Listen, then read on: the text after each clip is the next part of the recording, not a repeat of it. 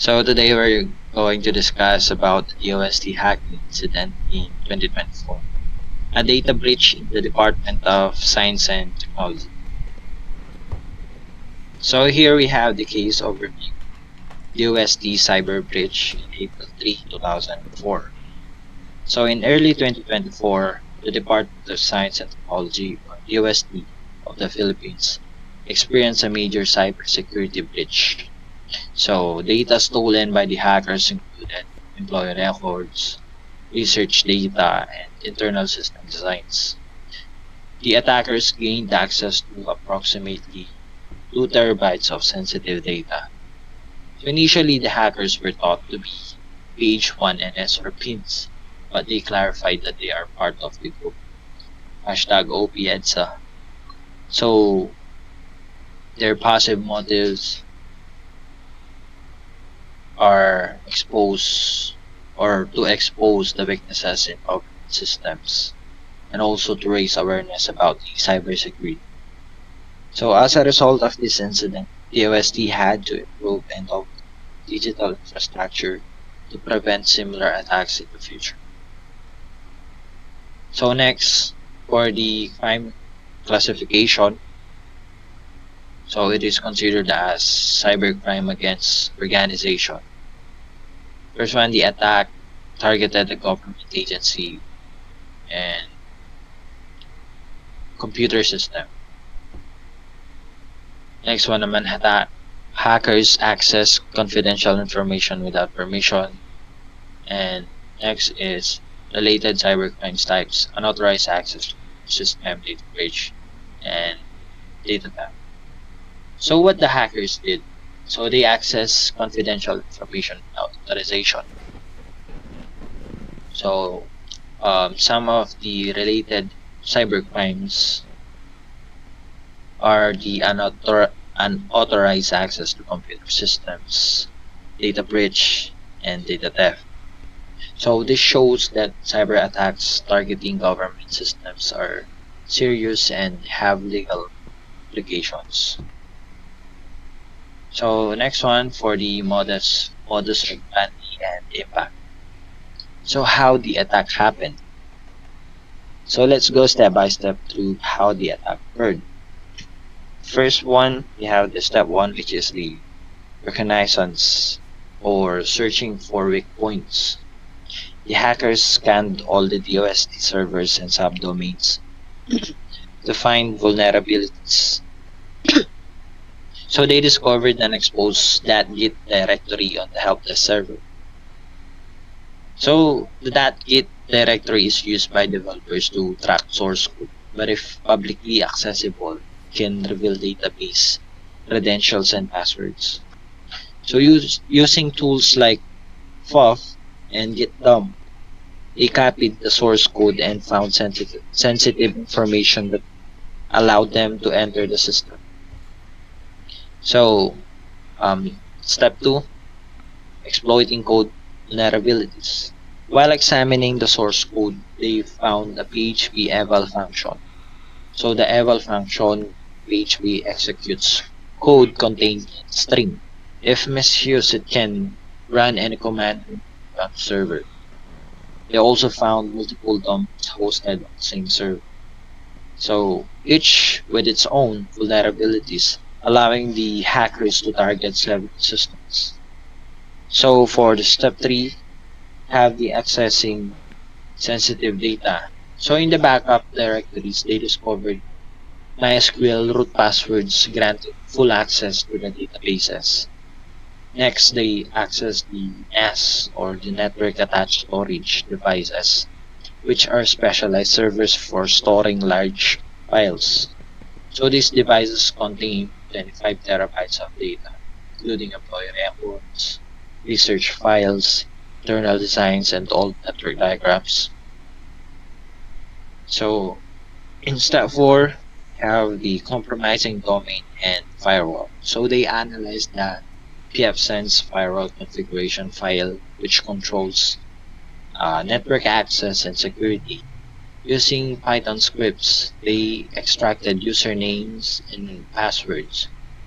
Using this information, They perform the password spraying attack on the domain control, the central server managing user access. Once they obtained domain administrator access, they could control the internet. So these are the impact of the attack. First one, compromised systems, domain controllers, NAS devices, servers. Next one, the data stolen, reports, research projects, internet designs, backups, network diagrams. And lastly, the security implications. This incident shows that even government agency can be hacked if systems are outdated or unpatched. So in short, publicly accessible code, software vulnerabilities, and weak passwords allowed hackers to penetrate the internet. So next is the type of the attack, which is human versus technology. So this is a technology-based cyber attack. This attack was a computer-based, meaning the hackers exploited technical tools and system vulnerabilities, not a direct human interaction. So the breach mainly relied on technical exploitation, not social engineering. So this highlights that the attack focused on systems rather than people. So next one is the legal authorities in the Philippines. So the legal authorities in the Philippines. So this is where you can report the incident. The first one is the PNP Anti-Crime Group. It is a law enforcement unit of the Philippine National Police that specializes in investigating cybercrime. So these are the ones who investigate cybercrimes and also tracks hackers. The next one is the DOJ, or the Department of Justice Office of Cybercrime. So it is responsible for the legal prosecution of cybercrime cases in the Philippines. So they're the ones who handles legal prosecution and also files cases in the court. Then next one is the DICT, or the Department of Information and Communications Technology.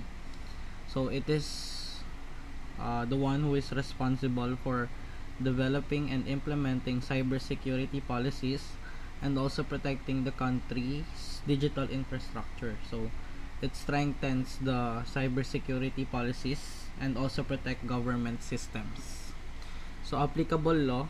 So it is the RA 10175, which is Cybercrime Prevention Act of 2012. Relevant offenses: illegal access, interference, system interference, and also computer related fraud. Next.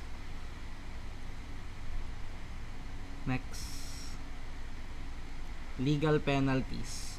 So under the Cybercrime Prevention Act, the fine can be 200 to 500,000 or more depending on the offense, and also the imprisonment will be 6 to 12 years, and the penalty can be higher because it is a government system.